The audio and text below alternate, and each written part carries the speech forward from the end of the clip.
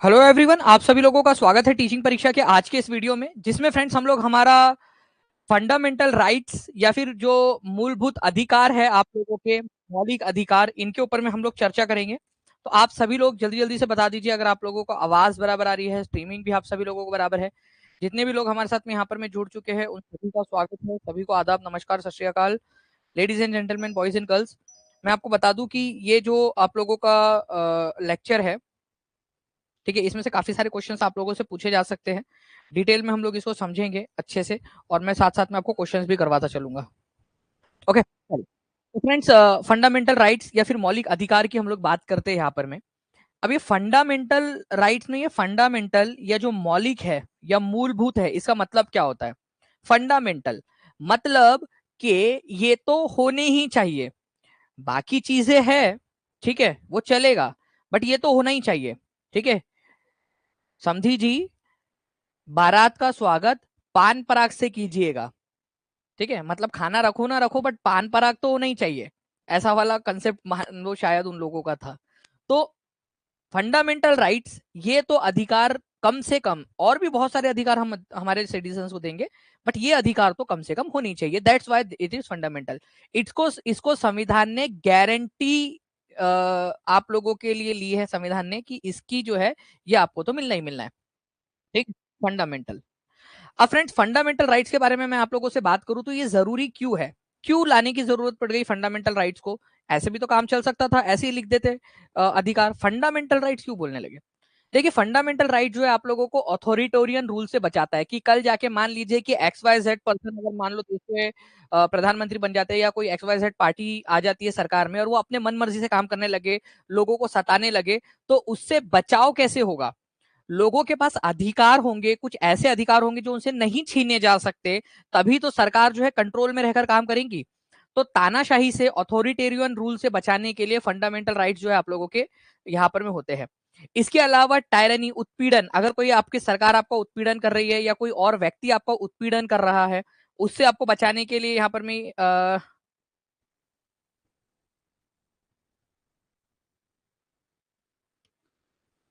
उसके बारे में अकरमुल हक जी, वो एक बार चेक कर लूंगा, उसके बारे में फिर आपको बताता हूँ कि जो नया उन्होंने किया है। उर्दू की क्लासेस अवेलेबल नहीं है, उर्दू वाली, तो ये याद रखेंगे आप लोग। तो इसका ये है कि भाई फंडामेंटल राइट्स बेसिकली ये है कि तानाशाही से बचाते हैं, उत्पीड़न से बचाते हैं। इससे सरकार कानून के मुताबिक काम करेंगी, कानून से हटकर काम नहीं करेगी। तो यहाँ पर में गवर्नमेंट ऑफ लॉ, जो गवर्नमेंट ऑफ लॉज है, ठीक है, ये नॉट ऑफ मैन है, मतलब गवर्नमेंट, सरकार के लिए ये कानून है कि सरकार ने क्या क्या करना है। ठीक है, कानून की सरकार बनाना है, व्यक्ति की नहीं, कि कोई व्यक्ति आया यहाँ पर में कि दोस्तों आपसे जो है अपनी की चलेंगी, यहाँ पर मैं अपन जो बोलेंगे वो करेंगे, गांधी जी की फोटो हटाओ वहां से, ठीक है, यहाँ पर मैं मेरी फोटो लगाओ, और क्या करने का है अपन ने, और क्या क्या कर सकते हो अपन लोग यहाँ पर में, मेरे बर्थडे के ऊपर में वो रूल दे दो, ठीक है। और गांधी जी वाला क्या था, गांधी जी के बर्थडे के ऊपर में शराब बैन थी। मेरे बर्थडे के ऊपर में क्या करेंगे हम लोग, ठीक है, बर्थडे के ऊपर में एक के ऊपर एक फ्री देंगे। ठीक है, कोई आ सकता है ये रूल लगा सकता है। तो ऐसा ना हो, ठीक है, कानून की सरकार हो ना कि किसी व्यक्ति की, इसको सुनिश्चित करता है फंडामेंटल राइट्स आप लोगों का। ठीक है, इसकी गारंटी जो है फ्रेंड्स संविधान ने सर्वोच्च न्यायालय को बोली है कि आपने लेनी है। तो जस्टिफाइबल है नेचर के अंदर में, ये मतलब कि ये न्यायोचित है, आप न्यायालय में इसको चुनौती दे सकते हो। सर्वोच्च न्यायालय के अंदर में अगर आपको फंडामेंटल राइट नहीं मिलते हैं तो आप सर्वोच्च न्यायालय जा सकते हो, सुप्रीम कोर्ट जा सकते हो। ठीक है, चलिए, कोई भी विक्टिम है जिसके फंडामेंटल राइट नहीं मिल रहे, वो डायरेक्टली सुप्रीम कोर्ट जा सकता है। हमारे भारत के संविधान में ये चीज कहाँ लिखी है, अगर हम लोग बात करें, ठीक है, कौन से वाले सुपर टेट की बात करो सचिन गुप्ता जी, आप वो बात करवा देना टीम से, वो उनको बता देंगे। देखिए, पार्ट नंबर 3 जो है ना आप लोगों का, हमारे भारत का संविधान को अलग अलग पार्ट्स में बांटा गया। पिछले लेक्चर में मैंने आपको बताया था कि हमारा भारत का जो संविधान है उसमें टोटल 25 पार्ट्स है, 25 पार्ट्स। ठीक है, उसमें से जो थर्ड नंबर का जो पार्ट है, ये वाला तीसरे नंबर का पार्ट, जिसमें आर्टिकल नंबर 12 से लेकर आर्टिकल नंबर 35 तक दिए हुए हैं, इसमें आपको फंडामेंटल राइट्स के बारे में बात की गई है। ये जो फंडामेंटल राइट्स है, मूलभूत अधिकार, ये हमने यूएसए के संविधान से लिए है। यूएसए के संविधान में एक बिल ऑफ राइट्स करके एक उनका एक खंड है बिल ऑफ राइट्स, ठीक है। तो बिल ऑफ राइट्स जो यूएसए के संविधान के अंदर में, वहां से हमने इसको उधार लिया या उसको बोरो किया, बेसिकली वहां से कॉपी किया है। जैसे कि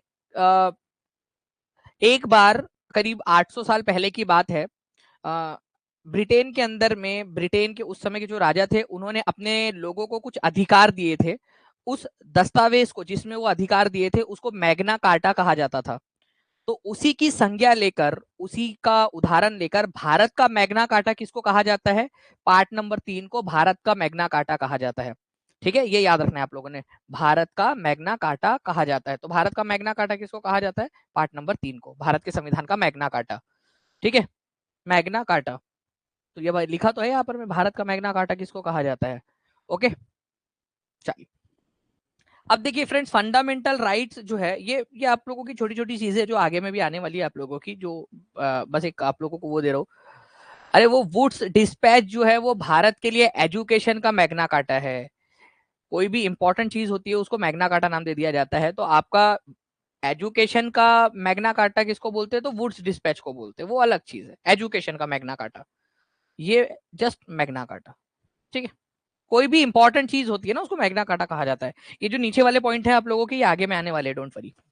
अब देखिए फ्रेंड्स, अगर मैं आप लोगों को बताऊं कि फंडामेंटल राइट्स जो है आप लोगों के, ये किसी भी तरीके से आप लोगों के परमानेंट नहीं है, स्थाई नहीं है। ठीक है, स्थाई, ठीक है, स्थाई नहीं है। ये आप लोगों के कॉन्स्टिट्यूशन के द्वारा अमेंड किए जा सकते हैं, मतलब कि इसको अमेंड किया जा सकता है। जैसे फॉर एग्जांपल, हमारे भारत के संविधान के अंदर में अभी आपको 6 फंडामेंटल राइट्स दिखते हैं। Right to equality, right to freedom, against exploitation, religion वाला, एजुकेशनल राइट माइनॉरिटीज के लिए, और कॉन्स्टिट्यूशनल रेमेडी, ये 6 है। बट एक्चुअल में 7 हुआ करते थे। आपका जो आर्टिकल नंबर 31 था, जिसके अंदर में राइट टू प्रॉपर्टी दिया हुआ था, उसको 78 में, 1978 में 44वें संविधान संशोधन के जरिए हटा दिया गया। संपत्ति का अधिकार, ठीक है, संपत्ति का अधिकार आपका भारत के संविधान में से हटा दिया गया। मतलब फंडामेंटल राइट्स में अमेंडमेंट किया जा सकता है। फंडामेंटल राइट्स जोड़े जा सकते हैं क्या कोई और? जी हाँ, ठीक है, जोड़े जा सकते हैं। क्या संविधान में से फंडामेंटल राइट्स को हटाया जा सकता है, किसी फंडामेंटल राइट्स को? जी हाँ, बिल्कुल हटाया जा सकता है, क्योंकि आप देख सकते हो ये हटा दिया गया है। जो एक आर्टिकल नंबर 31 है, जो पहले संपत्ति का अधिकार हुआ करता था कि संपत्ति रखने का अधिकार है आप लोगों के पास में, और ये फंडामेंटल राइट है आपका। जमींदार वगैरह जो लोग थे वो उसका इस्तेमाल जमींदारी कानून को बचाने के लिए करते थे। ठीक है, तो इसको हटा ही दिया गया डायरेक्ट डायरेक्ट। अब संपत्ति का अधिकार कहाँ डाल दिया गया? ये केवल कानूनी अधिकार है, ठीक है, लीगल राइट है। लीगल राइट का मतलब बस आपके पास में कानूनी राइट है कि भाई हाँ, संपत्ति रखना कोई गुनाह नहीं है। आर्टिकल नंबर 300A के अंदर में ये बात बोल दी गई है। ठीक है, पार्ट नंबर जो आप लोगों का 12 है, उसके अंदर में ये बात बोल दी गई है कि भाई फंडामेंट जो आपका राइट टू प्रॉपर्टी, जो कि फंडामेंटल राइट था पहले, अब वो केवल लीगल राइट रहेगा, और आर्टिकल नंबर 300A के अंदर में इसको रख दिया गया है। ठीक है, चलो ठीक है, कानूनी अधिकार बना दिया गया। इसको हम क्वेश्चन के थ्रू भी करेंगे और आगे में। अच्छा, राष्ट्रीय आपातकाल के समय में ये आपको राइट टू इक्वलिटी दिया है, राइट टू फ्रीडम दिया है, एक्सप्लॉयटेशन नहीं कर सकते, आपका अदरक लहसन प्याज, आप कोई भी धर्म अपना सकते हो, educational cultural right, supreme court जाने का अधिकार। अब मान लो चाइना ने उधर से हमला कर दिया, ढुस ढुस ढुस ढुस ढुस ढुस आया उधर से भागते हुए चाइनीज लोग, ठीक है, ऐसे छोटी छोटी आंखें लेके कर रहे आप लोगों के ऊपर में। इधर से बोला पाकिस्तान ने भी हमला कर दिया, ठीक है, नेपाल ने भी चाइना के इन्फ्लुएंस में आके हमला कर दिया।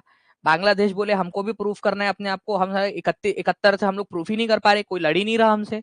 ये क्या बात हो गई? मतलब तुम लोग आपस में लड़ रहे हो, हमको मौका ही नहीं दे रहे लड़ने का, हम भी लड़ेंगे करके। और वो भूटान बोल रहा है कि भाई मतलब मैं क्या, मैं कच्चा नींबू, मेरे को मैं कच्चा नींबू नहीं बनूंगा, मैं भी लड़ूंगा। सब लोगों ने मिलकर हमला कर दिया। तो अब आप बताओ, ऐसी कंडीशन में मैं आपको फंडामेंटल राइट्स दूं या पहले देश को बचाऊं? तो इमरजेंसी के केस में, ठीक है, राष्ट्रीय आपातकाल के केस में फंडामेंटल राइट्स को कौन सी भाषा में बोल रहा हूं, मखदूमा, हिंदी में ही तो बोल रहा हूं, ठीक है, फंडामेंटल राइट्स को, मूलभूत अधिकार जो है उसको सस्पेंड किया जा सकता है, निलंबित किया जा सकता है, उसको ये याद रखना है आप लोगों ने। आपको सबसे ज्यादा इजी लगने लगेंगी पॉलिटी, डोंट वरी, ठीक है। तो सबसे पहले देश को बचाना है हम लोगों ने, अगर मान लो नेशनल इमरजेंसी, राष्ट्रीय आपातकाल आ गया तो, ओके। तो राष्ट्रीय आपातकाल की स्थिति में फंडामेंटल राइट्स को निलंबित किया जा सकता है। केवल 2 ऐसे फंडामेंटल राइट्स है आप लोगों के जिनको निलंबित कभी नहीं किया जा सकता, वो है आर्टिकल नंबर 20 और 21। ठीक है, ये कभी भी डिलीट, कभी भी सस्पेंड नहीं होते। ये इन्होंने जो है ना, ये इनको अमरता का वरदान मिला हुआ है, इन्होंने जो है वो ले लिया है। कौन सा वाला था यार, वो कौन सा वाला था जिसको पीने के बाद में आप अमर हो जाते हो, क्या था वो जिसको पीकर अमर हो जाते हो आप लोग? वो पी लिया इन लोगों ने, आर्टिकल नंबर 21। ठीक है, 20 और 21 ने, तो 2020 और 21 याद रखना आप लोग। ठीक है, आर्टिकल नंबर 20 और आर्टिकल नंबर 21। आर्टिकल नंबर 20 के अंदर में आप लोगों को कुछ अधिकार दिए गए हैं, जिससे कि अगर आप दोषी पाए जाते हो तो आपको कुछ बचाव दिए जाते हैं दोषी पाए जाने पर भी, या फिर कोर्ट में कन्विक्ट होने के बावजूद भी कुछ अधिकार है, कैदियों के अधिकार। ठीक है, और आर्टिकल नंबर 21 जो है आप लोगों का जीवन का अधिकार है। अमृत, वेरी गुड, अमृत। तो अमृत पी लिया है आप लोगों ने, इन लोगों ने, कि ये कभी भी खत्म नहीं होते भाई, कुछ भी हो जाए, दुनिया इधर से उधर हो जाए, ये तो अधिकार रहेंगे, इनको सस्पेंड नहीं किया जा सकता। आगे मैं जब ये पढ़ाऊंगा ना तब उसके बारे में और भी बताऊंगा आप लोगों को। ठीक है, तो बहुत डिस्टर्ब कर रहे थे कि हिंदी में बोलिए, जबकि वो बाइलिंगुअल पढ़ा रही थी, फिर भी कुछ लोग डिस्टर्ब कर रहे थे। जी हाँ, मैं समझता हूँ ये चीज को। ठीक है, मुझे पता है ये चीज ये होती है करके, कि यार कुछ लोग डिस्टर्ब करते ही करते हैं।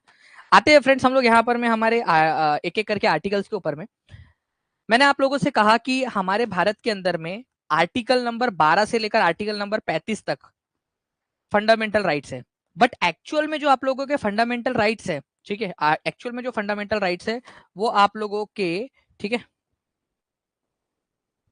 14 से लेकर 32 तक ही है। आर्टिकल नंबर 14 से लेकर 32 तक। तो फिर ये 12 और 13 क्या शादी में ढोल बजाने के लिए आए थे केवल? और यहाँ पर मैं 33, 34 और ये 35 क्या है सर? सब बताऊंगा, डोंट वरी, सारे के सारे बताऊंगा। एक्चुअल में फंडामेंटल राइट जो है ना वो आप लोगों के यहाँ पर में है, बट एज अ होल इनको फंडामेंटल राइट्स का पार्ट बोला जाता है, क्योंकि इसमें थोड़ी सी जानकारी दी गई है फंडामेंटल राइट्स के बारे में। ठीक है, फिर यहाँ फंडामेंटल राइट है और कुछ एक्सेप्शन है, कुछ जो है यहाँ पर में भिन्नताएं है, वो यहाँ पर में बताई गई है आप लोगों को। आगे पूरा आपको समझ में आ जाएगा, डोंट वरी। आर्टिकल नंबर 12 के अंदर में स्टेट की डेफिनेशन दी गई है। अब आप लोगों ने कई बार जो है यहाँ पर में,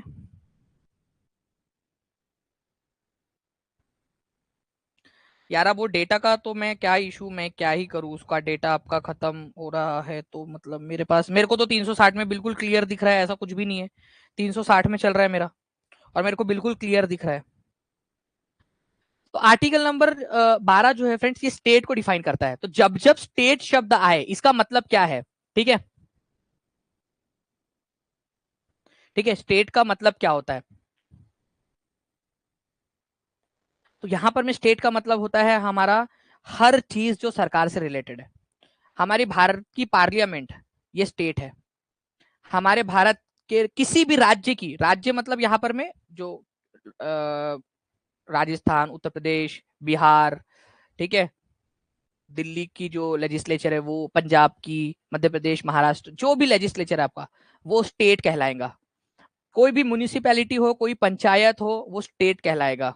ठीक है, कोई भी सरकारी कंपनी हो, ओएनजीसी हो, सेल हो, एलआईसी हो, कोई भी हो जो सरकारी कंपनी है, वो क्या है? वो आप लोगों का स्टेट कहलाएगा। तो जब जब हम स्टेट की बात करेंगे तो समझ जाना इन सारी चीजों की बात कर रहे हैं हम लोग। तो स्टेट मतलब आप वो राज्य, मतलब हरियाणा, उत्तर प्रदेश, बिहार, बस वो वाला स्टेट मत समझना।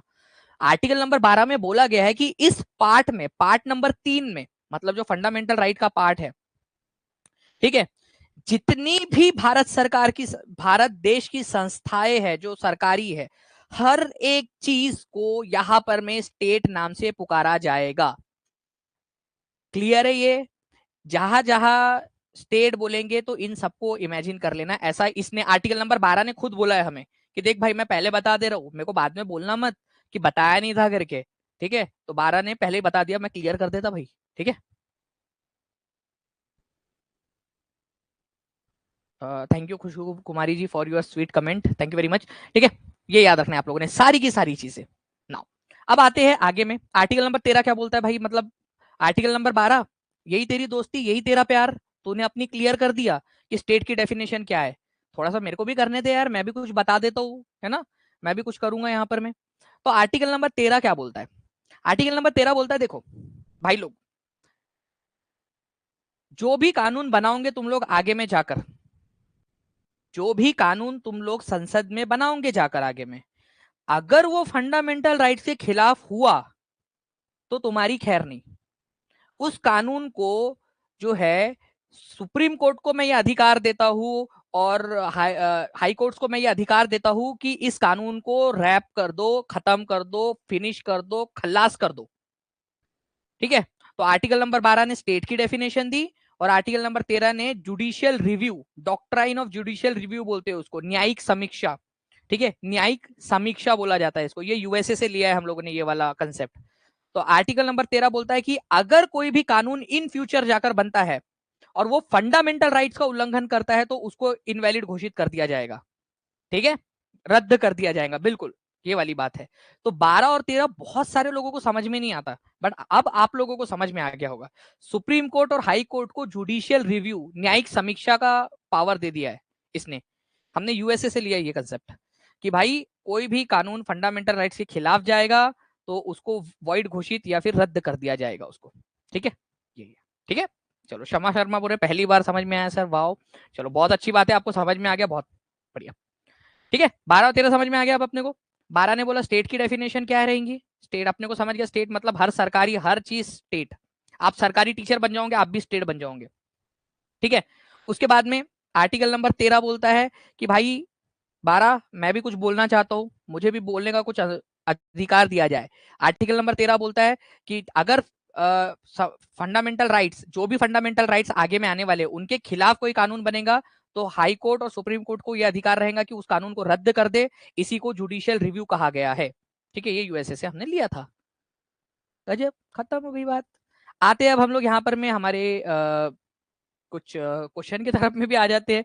44वें संविधान संशोधन के जरिए 1978 के अंदर में कौन से वाले अधिकार को निलंबित कर दिया गया था, ये बता दो आप लोग। खर्चा हो गया मालिक, तो आंसर कर ही दो।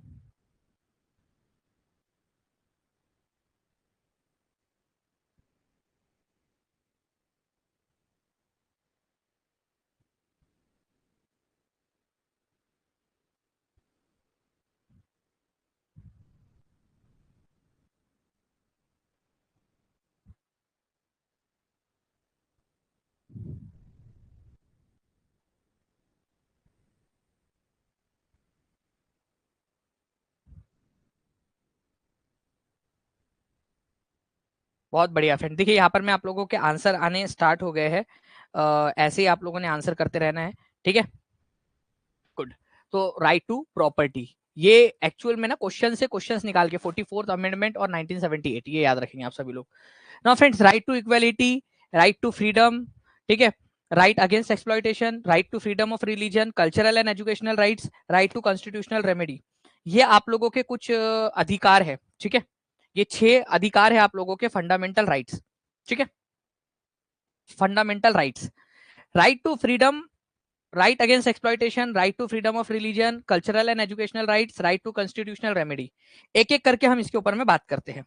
ठीक है, एक एक करके मैं सारे आर्टिकल्स आप लोगों को समझाता हूँ। अब ये देखो ना, ये एक अधिकार जो है ना, ये आपका ग्रुप है। ठीक है, जैसे मान लीजिए ये जॉइंट फैमिली है। ठीक है, जस्सूबेन जयंतीलाल जोशी की जॉइंट फैमिली एक शो आता था, कितने लोगों ने देखा एनडीटीवी इमेजिन के ऊपर में, मेरे जमाने के कौन है। ठीक है, मैं मतलब भिड़े के जमाने का नहीं हूं मैं लेकिन आप समझ लो, एक शो आता था जस्सूबेन जयंतीलाल जोशी की जॉइंट फैमिली, मतलब बहुत सारे लोग थे उस फैमिली के अंदर में, उस शो ही था, बड़ा बड़ा मस्त शो लगता था मुझे। ठीक है, जस्सूबेन जयंतीलाल जोशी की जॉइंट फैमिली। अब ये जॉइंट फैमिली है फंडामेंटल राइट्स की। हर मतलब इसमें इसके काफी सारे बच्चे हैं फंडामेंटल राइट के, हर बच्चे के अपनी भी कुछ परिवार है। जैसे राइट टू इक्वालिटी का अपना खुद का परिवार है, आर्टिकल नंबर 14 से 18 तक का। ठीक है, तो राइट टू, ठीक है, इक्वालिटी में 14 से लेकर 18 तक का आप लोगों का क्या है, अधिकार है। ये याद रखना है आप लोगों ने, इंपॉर्टेंट पॉइंट है आप लोगों का, याद रख सकते हो आप लोग इस चीज को। राइट टू इक्वालिटी 14 से 18 तक। उसके बाद में दूसरा वाला परिवार right to freedom, article number 19 से 22 तक के जो आर्टिकल्स है आप लोगों के। ठीक है, राइट टू, ठीक है, राइट टू फ्रीडम वाला परिवार है। ये एक ही परिवार है, ज्वाइंट फैमिली है ये, लेकिन न्यूक्लियर भी है इसके अंदर में। ठीक है, जैसे कि आजकल काफी सारे लोग ज्वाइंट फैमिली के अंदर में रहते हैं, कुछ लोग ज्वाइंट फैमिली में रहना पसंद करते हैं, कुछ लोग न्यूक्लियर फैमिली में रहना पसंद करते हैं। ठीक है, चलो, तो राइट टू इक्वालिटी 14 से लेकर 18 समानता का अधिकार, राइट टू फ्रीडम 19 से लेकर 22 का तक का अधिकार, स्वतंत्रता का अधिकार। ठीक है, राइट अगेंस्ट एक्सप्लॉइटेशन शोषण के खिलाफ अधिकार, ये छोटा सा परिवार है, बस ये मियाँ बीवी, बस इनके बच्चे नहीं है छोटे से। 23 और 24, बस 23 और 24 खत्म। 23 और 24 शोषण के खिलाफ अधिकार, भाई कोई शोषण ही नहीं कर रहा है यहाँ पर में। बच्चे लोग नहीं तो शोषण कर डालते आप लोगों का, बच्चे लोग कि रात रात भर सोने नहीं देते हैं। जिसके भी बच्चे, उसको पता होगा, जिसके बच्चे होते वो सो नहीं पाता रात रात भर। यार पहले सो जाते थे, ये इसके 2 बजे इसको उठना होता है, दिन भर तो बढ़िया आराम से सोया रहता है, ठीक है, रात भर हमको सोने नहीं देता। ऐसा होता है ना, जिन लोगों के होंगे बच्चे उनको पता होगा। फिर उसके बाद में right to freedom of religion, धार्मिक स्वतंत्रता का अधिकार, 25 से लेकर 28 तक आप लोगों का, ठीक है। कल्चरल एंड एजुकेशनल राइट 29-30, ठीक है। कल्चरल एंड एजुकेशनल राइट, आप कल्चरल हो जाते हो, एजुकेशन भी पूरा हो जाता है आपका 29-30 तक, सब आपका एजुकेशन और कल्चर दोनों हो जाते हैं आप लोगों के, शादी उदी हो जाती है, ऐसा समझ के रख लेना कुछ तो भी। Right to constitutional remedy, remedy, ठीक है। तो देखो फ्रेंड्स, रेमेडी जो है ना, आप जब भी रेमेडी उपचार कराने जाओ तो आपको सुप्रीम डॉक्टर के पास में जाना चाहिए। कभी भी खराब डॉक्टर के पास मत जाना, हमेशा सुप्रीम डॉक्टर के पास में जाना, ताकि आप लोगों की तबीयत जल्दी से ठीक हो जाए, ठीक है, अच्छे से ठीक हो जाए। तो संवैधानिक उपचार का अधिकार, उपचार, तो उपचार के लिए तो सुप्रीम जगह पे ही जाएंगे भाई, हम लोग सुप्रीम कोर्ट जाएंगे हम लोग। तो अगर कोई भी अधिकार नहीं मिल रहा है तो सुप्रीम कोर्ट जाएंगे, संवैधानिक उपचार का अधिकार केवल अकेला ही है। ये लड़के की शादी होने की बची है, ऐसा समझ लो आप लोग, ठीक है, ठीक है। चलिए अब एक एक करके मैं सारे आपको बताऊंगा। ये ना, ये कंसेप्ट ही लोगों को समझ में नहीं आता था कि ये क्या है परिवार, राइट टू इक्वलिटी वगैरह वगैरह। अब समझ में आ गया आप लोगों को आसानी से, चलो क्या बात है, बहुत बढ़िया। तो यहाँ पर मैं जो लोग हैं वो लिख रहे हैं कि सर अब समझ में आने लगा है चीज की क्या है ये, बहुत बढ़िया, बहुत अच्छी बात। आगे मैं पूरा बताऊंगा आपको, अगर कोई भी चीज छूटी है ना आप लोगों की समझने में, पूरा मैं आपको अच्छे से एक्सप्लेन करूंगा। ओके, ध्यान से समझना बस। राइट टू इक्वलिटी वाले परिवार को ले लेते हम लोग पहले, इसको, इसके परिवार को समझ लेते पूरा का पूरा, इसको साइड में लेते, इसको पूरा समझेंगे हम लोग यहाँ पर में। राइट टू इक्वलिटी, 14 से लेकर 18 तक के जो अधिकार है वो राइट टू इक्वलिटी वाले फैमिली के अंदर में आते, इस वाले पार्ट के अंदर में आते, ठीक है।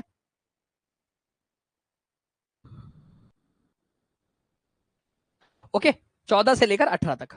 अब आर्टिकल नंबर 14 की अगर मैं बात करूं, आर्टिकल नंबर 14 की बात करूं, तो ये बोलता है कि कानून के सामने सभी लोग समान रहेंगे, ठीक है, और कानून जो है वो सभी का समान संरक्षण भी करेगा। दो चीजें इसके अंदर में बताई गई है, दो चीजें, मेरे साथ साथ में बोलो मन में। निशी सिंह जी आप लेट आए क्या? 31 नंबर के आर्टिकल यार मैंने पहले ही बताया कि डिलीट कर दिया गया है। मैं लेट आते हो फिर बाद में मतलब दिक्कत हो जाती है ना, फिर समझता नहीं है तो दिक्कत हो जाएगी, तो टाइम पे आ जाएगा प्लीज, ठीक है। उसको डिलीट कर दिया गया, पहले स्टार्टिंग में ही बताया मैंने आपको। आर्टिकल नंबर 14 में दो बातें बोली गई, ऐसे करो मेरे साथ साथ में, घर वाले पागल समझे कोई बात नहीं, कोई दिक्कत नहीं है, ठीक है। बोलना दानी सर के साथ में कर रहे हैं हम लोग यहाँ पर में, दो है। राइट टू इक्वलिटी के अंदर में, इक्वलिटी बिफोर लॉ, कानून के सामने समानता, विधि के सामने समानता है, कानून के सामने समानता, कानून के सामने आप सेम रहोगे, चाहे हो आप हो अकबर हो, अमर हो, अकबर हो या एंथनी हो, आप कानून के सामने समान रहेंगे, सीता गीता, ठीक है, कोई भी रहो आप, समान रहोगे कानून के सामने। ओके, कानून के सामने समानता। अब कानून क्या हमेशा सजा देने के लिए होता है क्या? आप बताओ, कानून हमेशा सजा देने के लिए होता है क्या? नहीं ना, कानून आपको बचाता भी है।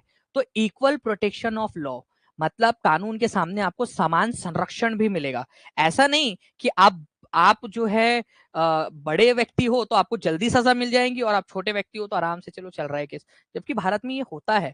बट कानूनी रूप से अगर देखा जाए तो ये गलत है, क्योंकि इक्वल प्रोटेक्शन ऑफ लॉज भी है। आप देख लेना कि कोई छोटा मोटा इंसान ड्रग्स लेते हुए पकड़ा जाए, ठीक है, तो सुलट जाता। कोई बड़ा इंसान ड्रग्स लेते हुए पकड़ा जाए एकदम ही, मतलब उसको पूरा न्यूज बन जाएंगे, और पूरा पूरा जो है ना वो हो जाएगा एकदम, न्यूज बन के उसको सजा होंगी बहुत सारी कुछ तो भी। वैसे गलत दोनों है, दोनों गलत है, ऐसा नहीं कह रहा मैं, बिल्कुल ड्रग्स को प्रॉब्लम बहुत खराब बात है, कोई नहीं लेना, ठीक है। लेकिन जस्ट बता रहा हूँ कि equal protection of law, equally treat करना चाहिए यहाँ पर मैं। तो equality before law and equal protection of loss, ये दोनों दो चीजें आप लोगों की। ये इक्वलिटी बिफोर लॉ वाला जो कंसेप्ट है ना, पहला वाला आर्टिकल नंबर 14 का, ठीक है, ये हमने ब्रिटिश ओरिजिन से लिया है, ब्रिटेन से लिया है।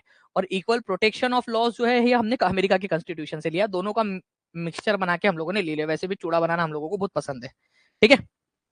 तो equality before law and equal protection of loss, आगे मैं रिवीजन कराऊंगा, टेंशन की कोई बात नहीं आप लोगों को, ध्यान से सुनिए आप लोग। नेक्स्ट है फ्रेंड्स अनुच्छेद 15। अनुच्छेद 15 बोलता है कि भाई कोई भी धर्म, जाति, वर्ण, लिंग या जन्म के स्थान के आधार पर भेदभाव नहीं करेगा, ठीक है। अभी मैं बताता हूँ, कुछ लोगों का सवाल आएगा कि सर जन्म के स्थान के आधार पर भेदभाव तो होता है, ठीक है। तो धर्म, जाति, वर्ण, लिंग, जन्म का स्थान, इसके आधार पर भेदभाव नहीं होगा, ठीक है। रिलीजन के आधार पर भेदभाव नहीं कर सकते आप। रेस मतलब वर्ण की, कौन से वर्ण से बिलोंग करते हो आप, काले हो, गोरे हो, क्या है आप लोगों का वर्ण, ठीक है। कास्ट, कौन से कास्ट से हो, सेक्स, लड़का हो लड़की हो, या आपका जन्म कहाँ हुआ है, इसके आधार पर, केवल इनके आधार पर आपके साथ में भेदभाव नहीं किया जा सकता, ठीक है। ये याद रखेंगे आप लोग। तो इनके आधार पर राज्य मतलब स्टेट, जो पूरी की पूरी भारत की प्रशासनिक व्यवस्था है, वो भेदभाव आपके साथ में नहीं कर सकती। अब कुछ लोग कहेंगे कि सर लेकिन भेदभाव तो अब भी हो गया, और मैं तो अभी बोलता दो भेदभाव हो गए। एक तो बिहार वालों ने बोल दिया कि बाहर के कोई भारत भारत का जो बिहार का नहीं है रहवासी, उसको हम बीपीएससी भरने नहीं देंगे, और दूसरा लड़कियों को हम देंगे रिजर्वेशन।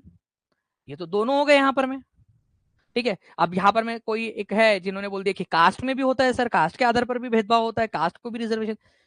मैं आपको बता दूं, सबसे ज्यादा अगर कोई एक्सेप्शंस मतलब कि खुद की बात से पलट जाना, जिसको शास्त्रों में दोगलापन कहा गया है, वो हमारे संविधान के अंदर में ही है। बताता हूं कैसे। हमारे संविधान के अंदर में ये बोला गया है कि राज्य अगर चाहे तो महिलाओं और बच्चों के लिए विशेष व्यवस्था कर सकता है, इररिस्पेक्टिव की इसमें कुछ भी लिखा हुआ हो, चाहे वो इसमें कुछ भी लिखा हुआ हो, अगर राज्य चाहे तो महिलाओं और बच्चों के लिए विशेष व्यवस्था कर सकता है, और इसी का इस्तेमाल करके बिहार सरकार ने महिलाओं को दे दिया। और ये अच्छी बात है, दिया है। मैं अप्रिशिएट करता हूं जो भी अधिकारीगण है या सरकार में जिसने भी फैसला लिया है, अच्छा फैसला है। महिलाओं को आप लेकर आइए सामने में, महिला टीचर होंगी तो लोग अपने बच्चियों को भेजेंगे ये देख करके, देखो ये बनी है टीचर, मैं भी अपनी बच्ची को भेजता हूँ। अच्छा फैसला है ये, ठीक है। चलो, राज्य के नागरिक, ठीक है, मान लीजिए कि राज्य को लगता है कि उसके नागरिक सामाजिक और शैक्षणिक रूप से पिछड़े हैं। आप पिछड़े हो गया, ठीक है। अगर राज्य को लगता है कि उसके इलाके के लोग जो है वो पिछड़े हुए हैं, तो वो अपने राज्य के नागरिकों के लिए विशेष प्रावधान कर सकता है, जिसका इस्तेमाल बिहार सरकार ने किया, और ये बोला कि हम केवल और केवल हमारे राज्य के लोगों को ही यहाँ पर में देंगे, क्योंकि हमारे राज्य मतलब संविधान ने उनको अधिकार दिया, ऐसा उन्होंने कुछ नहीं किया। जबकि ऊपर में बोला गया है कि इसके आधार पर भेदभाव नहीं कर सकते, इसके आधार पर भेदभाव नहीं कर सकते, बट हमारे ही संविधान के अंदर में उसी आर्टिकल के अंदर में एक्सेप्शन दे रखा है, उसी में बताया है कि तुम कर भी सकते हो करके, ठीक है। सर हम इतने भी कमजोर नहीं है प्रज्ञा रंजन जी, तो फिर सरकार को बोलो कि बाकी लोगों को भी अलाउ करो करके, ठीक है। अरे मान लो ना, अभी फिलहाल के लिए किसी को बताना मत प्रज्ञा कि अभी इतने कमजोर नहीं है, नहीं तो पता चले, अगर किसी को पता चल गया ना कि तुम इतने कमजोर नहीं हो करके, और सबके लिए खोल दिया, तो फिर बिहार वाले लोगों को जॉब के लिए बहुत सारे लोग आ जाएंगे प्रज्ञा। अभी मैं सबके सामने आपको बोल नहीं सकता, समझो बात को, अभी मत बोलो, ऐसे ऐसे ऐसे नहीं लिखना होता है। सब लोग आ जाएंगे, दूसरे स्टेट वाले भी। समझती नहीं हो यार तुम भी इतनी छोटी छोटी सी बात को, मतलब रहने दो ना, दबी हुई बात है तो, ठीक है। चलो आ जाओ इधर में, यहाँ पर मैं। तो अनुच्छेद 15 जो है बेसिकली आप लोगों का क्या करता है फ्रेंड्स, अनुच्छेद 15 आप लोगों का भेदभाव से बचाता है। बस इतनी सी बात याद रखना है आप लोगों ने कि धर्म, जाति, वर्ण, लिंग, जन्म के स्थान, 5 चीजें हैं जिसके आधार पर सरकार आपके साथ में भेदभाव नहीं कर सकती। 5 चीजों के आधार पर, धर्म, जाति, वर्ण, लिंग, जन्म का स्थान, इसके आधार पर भेदभाव नहीं कर सकती। ओके, चलो नेक्स्ट चीज के ऊपर मैं आगे बढ़ते हैं आप लोगों से। Which of the following articles विधि के समक्ष समानता के अधिकार को बात करता है, विधि के समक्ष समानता की बात करता है। अभी हमने 2 आर्टिकल्स पढ़े हैं और दोनों को रिवाइज करेंगे हम लोग। आर्टिकल नंबर 14 जो है ये बोलता है इक्वलिटी बिफोर लॉ, कि कानून के सामने सभी लोग समान रहेंगे। आर्टिकल नंबर 15 जो है वो भेदभाव से बचाता है, भेदभाव से बचाता है। कितने भेदभाव से बचाता है? 5 भेदभाव से बचाता है।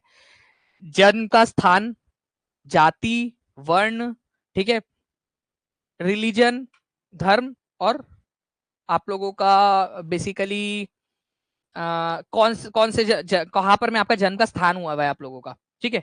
इसके आधार पर आप लोगों को क्या करता है, 5 चीजों से आप लोगों को भेदभाव से बचाता है। ये भी याद रखना है आप लोगों ने, ओके। लिंग के आधार पर भी, बिल्कुल सेक्स के आधार पर। तो ये आर्टिकल नंबर 15 के अंदर में भेदभाव से बचाव का है। आगे में जब हम लोग देखेंगे तो मैं आपको बताऊंगा और चीजें, डोंट वरी। नेक्स्ट क्वेश्चन की तरफ में आगे बढ़ते हैं, ध्यान से देखना आप लोग। Religion, race, caste, sex and place of birth, मैं पूरा याद कराऊंगा आप लोगों को। वंश बोलो या वर्ण बोलो, यहाँ पर में धर्म, वंश या वर्ण, जाति, लिंग और जन्म के स्थान पर कौन बचाता है। अभी हमने पढ़ाई दो ही है, तो अब तो आप लोगों को याद हो जाएगा हमेशा हमेशा के लिए आर्टिकल नंबर 15। ठीक है, 15। ठीक है, 15 के अंदर में। ठीक है, ये याद रखना है आप लोगों ने। वैसे भी जब लड़का 15 साल का होता है ना, तो वो स्कूल में होता है, उसका नाम चाहे राहुल हो, उसको रेशमा पसंद आ जाती है, रिहाना पसंद आ जाती है, हो सकता है कि परमजीत कौर हो, उसको जो है सोहेल पसंद आ जाता है। भेदभाव करते ही नहीं 15 साल की उम्र में, समझता ही नहीं ना उतना सब, वो मतलब आ जाता है, वो 15 साल की उम्र ही वैसी होती है बेसिकली। क्या ही बोले। विच आर्टिकल ऑफ इंडियन, चलो ये हो गया आप लोगों का 15, आर्टिकल नंबर 15। आ जाओ यहाँ पर में आर्टिकल नंबर 16 की तरफ में आते हैं हम लोग यहाँ पर में। ध्यान से देखो आप लोग 16 के अंदर, ध्यान से समझना मैं क्या बता रहा हूँ यहाँ पर में। आर्टिकल नंबर 16 बोलता है कि ठीक है भाई, तुमने भेदभाव तो नहीं किया, 10 साल की 10वीं क्लास में थे, भेदभाव तो नहीं किया, तुमको हम इक्वल अपॉर्चुनिटी देंगे एम्प्लॉयमेंट के अंदर में। ठीक है, क्या करेंगे हम लोग, इक्वल अपॉर्चुनिटी देंगे सरकारी एम्प्लॉयमेंट के अंदर में, सबको इक्वल अपॉर्चुनिटी मिलेंगी पब्लिक एम्प्लॉयमेंट के अंदर में, लोक नियोजन या फिर सरकारी नौकरियों के अंदर में सबको इक्वल अपॉर्चुनिटी दी जाएंगी। लेकिन मैंने आप लोगों से कहा ना कि भाई हमारा संविधान एक ऐसा संविधान है जिसके अंदर में सबसे ज्यादा बार अपनी ही बात से पलट दिया गया है, सबको इक्वेलिटी देंगे। जी हाँ, बट बट अगर कोई भी अगर सरकार को लगता है कि बैकवर्ड है जाति के आधार पर, उसको रिजर्वेशन दिया जा सकता है। तो रिजर्वेशन आपका आर्टिकल नंबर 16 में दिया गया है, जो जातिगत आधार पर रिजर्वेशन दिया गया है। अगर सरकार को लगता है, ठीक है, सरकार को लगता है कि भाई किसी को रिजर्वेशन देने की जरूरत है तभी वो एम्प्लॉयमेंट में आ पाएगा, तो उसको रिजर्वेशन दिया जा सकता है, जबकि बोला है इक्वल अपॉर्चुनिटी देंगे सबको, लेकिन यहां पर में उन्होंने कर दिया। जी हाँ, फ्लेक्सिबिलिटी भी इसको बोला जा सकता है, रंजीता श्रीवास्तव जी। ठीक है, इसके अलावा आपको पता होगा हमारे देश के अंदर में 2019 के अंदर में संविधान संशोधन होता है एक, जिसमें सरकार ने यह किया कि EWS, economically weaker section, economically weaker section जो है आप लोगों का, जो लोग जनरल कैटेगरी में आते हैं और इकोनॉमिकली वीकर सेक्शन मतलब गरीब है, उन लोगों को नौकरियों के अंदर में और शैक्षणिक संस्थानों में 10% का आरक्षण मिलेगा। ठीक है, तो ईडब्ल्यूएस कैटेगरी के लिए कितने प्रतिशत का आरक्षण है, 10% का आरक्षण। ये 2019 के अंदर में किया गया था, ये आप लोगों ने याद रखना है फ्रेंड्स, इंपॉर्टेंट पॉइंट है, एग्जाम के अंदर में आप लोगों से पूछ सकते हैं। ओके, तो ये याद रखना है आप लोगों ने। क्या क्या याद रखना है आप लोगों ने, ईडब्ल्यूएस रिजर्वेशन 2019 10% आरक्षण। ओके, इसका सर्टिफिकेट बनवा लेना जिस जिसके भी पास में है, जिस जो भी है एलिजिबल। मैं आपको बता दूं, अगर सबसे कम किसी का जाएगा, ठीक है, अगर किसी का सबसे कम कट ऑफ जाएगा ना, महिलाओं के अलावा बात कर रहा हूं मैं, ठीक है, वो इसी का जाएगा, देख लेना। 103 नंबर का जो संविधान संशोधन था, संविधान संशोधन 103, इसी से जाएगा। मैं आपको गारंटी से बोल रहा हूँ, पूरा एक्सपीरियंस के आधार पर बोल रहा हूँ मैं। और अगर लड़की हो और ईडब्ल्यूएस कैटेगरी में आते हो, मैं आपसे अभी भी कहूंगा ईडब्ल्यूएस कैटेगरी का सर्टिफिकेट बनवा लो। अगर आते हो ईडब्ल्यूएस के अंदर में तो बना लो। मैं बोल रहा हूँ ओबीसी से भी कम जाएगा इसका कट ऑफ। मैं आज बोल रहा हूँ आपको, ये वीडियो रिकॉर्ड हो रहा है, मैं आज बोल रहा हूँ आपको, इकोनॉमिकली वीकर सेक्शन का महिलाओं का कट ऑफ ओबीसी से भी कम जाने वाला है। सिंपल सी बात, जो बात साफ बात। ठीक है, और ये मैं एक चीज को नहीं, पूरे जितने भी हुए हैं उस सबकी चीज को बता रहा हूँ आप लोगों को। ठीक है, कोई सेफ स्कोर कुछ नहीं होता, पेपर हार्ड आएगा तो कम आ जाएगा स्कोर, अगर पेपर इजी आएगा तो स्कोर बढ़ जाएगा, लेकिन जो भी आएगा उसमें सबसे कम ईडब्ल्यूएस महिलाओं का रहेगा, ये बात साफ बात है।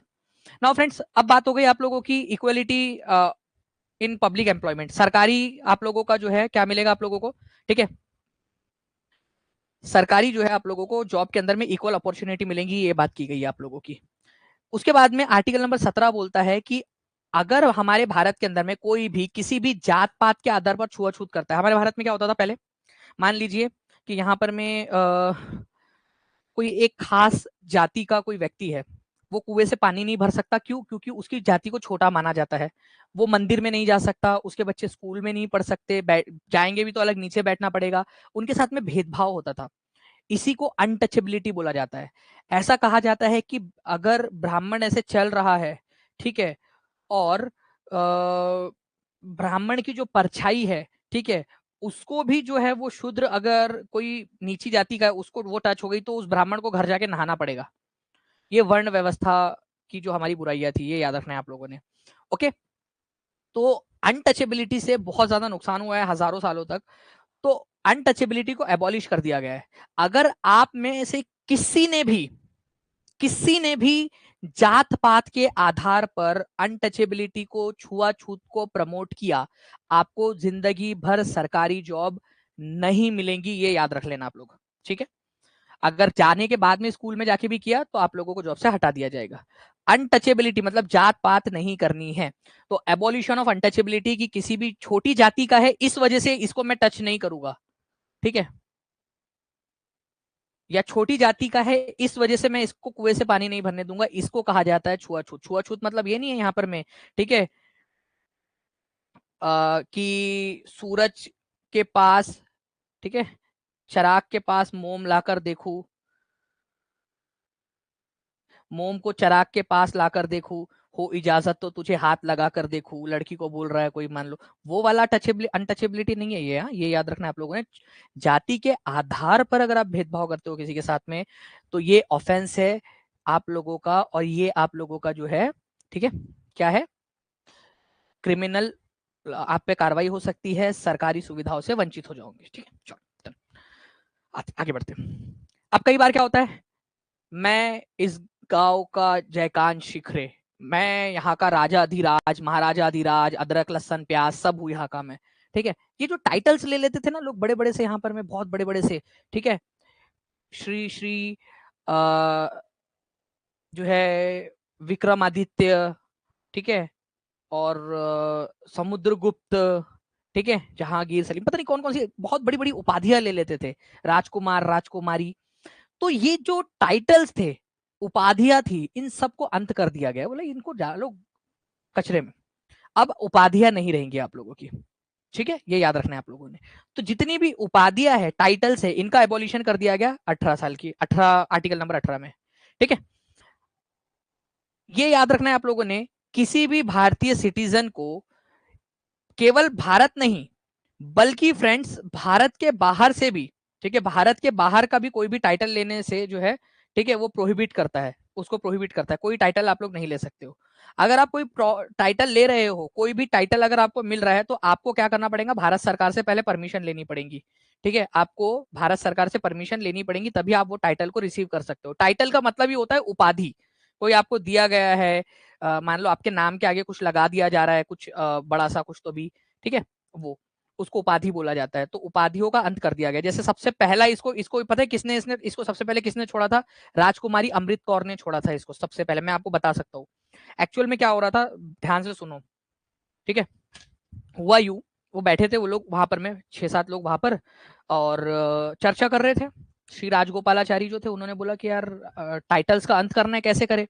तो राजकुमारी अमृत कौर ने कहा कि हम क्या करते हैं, मतलब वहां पर में श्री राजगोपालाचारी जी ने कहा कि टाइटल्स का एबोलिशन करना है, ये खत्म कर देंगे हम लोग। बाबा साहेब आम्बेडकर भी बैठे थे वहां पर में, ठीक है। तो उनको उन्होंने कहा कि मैं इस बात का समर्थन करता हूँ, हमें टाइटल्स का खत्म कर देना, उपाधियां खत्म सब लोगों की, सब इक्वलिटी आ जाएंगी इससे। तो राजकुमारी अमृत कौर थी, उन्होंने इनिशिएटिव लेते हुए बोला कि आज से कोई मुझे राजकुमारी अमृत कौर ना कहे, ठीक है, सिर्फ अमृत कौर कहे, ठीक है। राजकुमारी अमृत कौर ना कहे, सिर्फ अमृत कौर कहे, क्योंकि वो राजकुमारी थी एक्चुअली, इस वजह से उनको राजकुमारी अमृत कौर कहा जाता था। तो सबसे पहले उन्होंने बोला मैं वॉलंटरी अपनी अपनी उपाधि को त्यागती हूँ। तो ऐसे जो है आप लोगों का ये वाली चीजें जो है इन्होंने खत्म कर दी गई थी, ये याद रखेंगे आप सभी लोग। इंपॉर्टेंट पॉइंट है, एग्जाम के अंदर में आप लोगों से पूछा जा सकता है, ठीक है, याद रखना है आप सभी लोगों ने। डन है आप लोगों को ये चीज।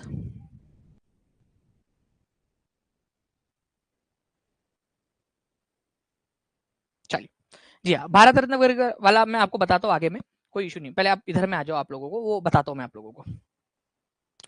Which article of Indian Constitution constitutes abolition of untouchability?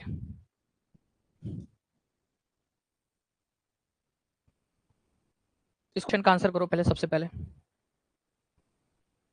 हाँ, एक चीज और है, वो दो तीन चीजें एक्चुअली वो एक साथ बताऊंगा मैं, पहले इसका आंसर करो आप लोग।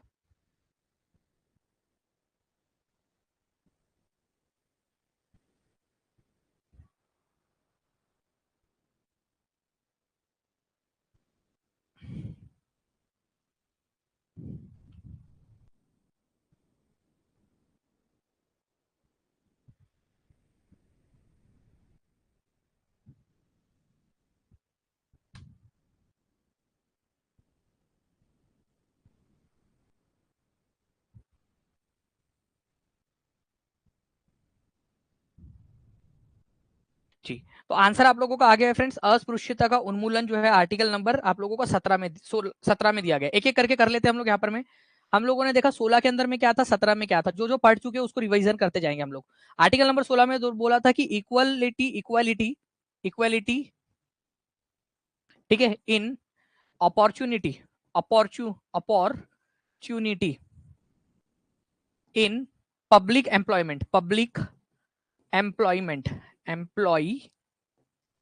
मतलब सरकारी जॉब के अंदर में आप लोगों को इक्वालिटी मिलेंगी।